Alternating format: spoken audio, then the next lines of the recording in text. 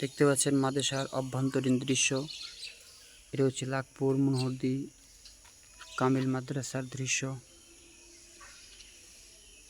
এখানে একটি ভবন, এখানে ঈদগাহে নামাজ পড়ানো হয়। এটি হচ্ছে সেই প্রাচীনতম ঈদগাহ। এটি হচ্ছে পুরাতন ভবন। আমি এখন মাঠের মাঝখানে দাঁড়িয়ে, রাস্তা দেখতে পাচ্ছেন, এটা গেট। এখানে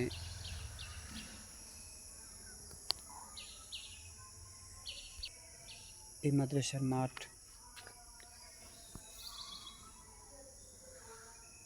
এই ভবনটি হচ্ছে 4 তলা, দেখতে পাচ্ছেন, নতুন করা হয়েছে।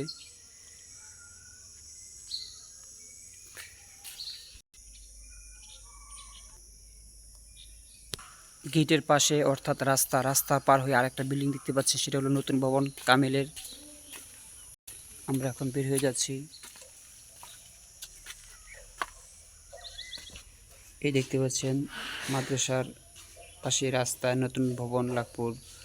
এটা হলো কামিলের ভবন।